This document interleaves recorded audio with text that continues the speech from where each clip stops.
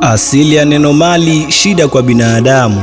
Kabla sijafika mbali, kwanza nawapa salamu. Hii ishi utaijaji kwa utavyoifahamu.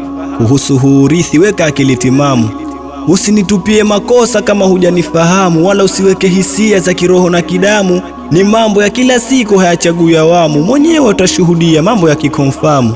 Urithi ndo unatufanya ndugu tunachukiana, ndugu wanakuwa gundu mambo ya kiingiliana. Na hiyo ndio sababu leo hii tunarogeana, kalete kuku mwekundu mganga anasikilikana.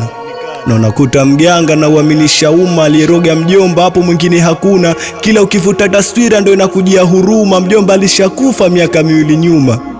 Mimi alionikuta subra ndo imenisevu, mtoto wa miaka 5 hata hajaota ndevu, karogwa na ashakufa na jibaba moja pevu, kila sehemu ya mwili tayari ana hea wevu. Historia inasema wamezaliwa wawili, baba mtu aliumwa ikamlazimu kusafiri, mama akaungana na baba kwenda kuzificha siri, kaka akaachiwa ndugu aishi kwa kumstiri.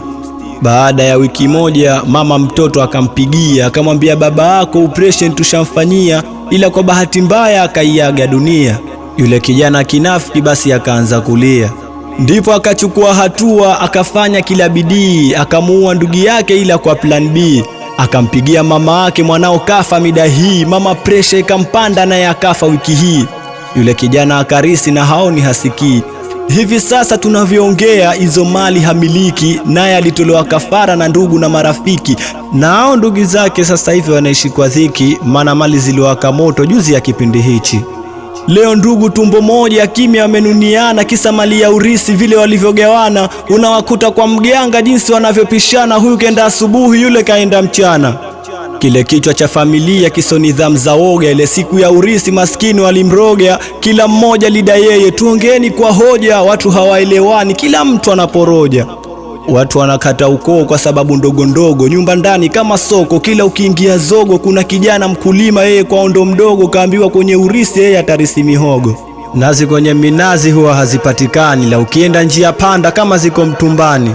Wengine wananishangaza, mchana wa Ramadhani unamsikia anasema tukamtoe fulani, mke anamuua mume ili airisi mali, maamrisho ya mtume yeye kayaweka mbali. Ile siku ya msiba kwake yeye mahafali, maana kuna tukio kalifanya hapo awali. Ukitaja mali ya urisi jua umetaja mashaka, maana ndio inapelekea mume anatoa talaka. Mali sije ikapotea, najua kinachofuata, watoto wawe free kwa kila watachotaka. Hii mali ndio inafanya watu wanamsahau Mungu. Kuna wengine wanalia lakini si kwa uchungu, mtu analia msibani sababu kakosa fungu, na ndio utakuta fulani anauliwa kwenye chungu. Ayo mashamba ya urithi mtume ndo usiseme, mtu akiingia kanasa kama shoti ya umeme. Ukiona mali za watu tulia usiziseme, watu wana mbinu nyingi watakufanya usiheme. Ewe binti unayeitwa ukageuka kwa slow, kisa babako ana mali kumbe mali za ukoo. Siku atakapofariki ndo utaiona show, nawe ushapoteza muda ngumu sasa kuscore. Urithi si mali yako, anza sasa kujijenga, maana utakatishwa tamaa na misemo ya wahenga. Watakuacha peke yako huku yao yanakwenda, utakuwa kama refa mdomoni alokosa penga. Binafsi yangu nimekinai, kuna mambo hayanikuti, eti nifate mganga nataka nyumba madhubuti, hali ya kuwa yeye mwenyewe anaishi kwenye makuti. Poleni mliokuwa nafsi zenu haziwasuti. Na siachi kazi zangu kuvunja nazi njia panda, hali ya kuwa hizo nazi siku hizi bei zimepanda. Ewe unairinga na baba kisa na miliki gwanda, baba wenyewe kalazwa presha imempanda.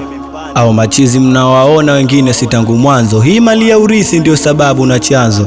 Maskini anamhusudu tajiri aliyenazo, anataka afilisike kwa kumwekea vikwazo. Jirani kamiliki gari tu wamemtoa kafara, mtoto karisi duka wameharibu biashara, kitoto wamekichanja katikati ya duara, wamenambia nikisema nimo kwenye msafara.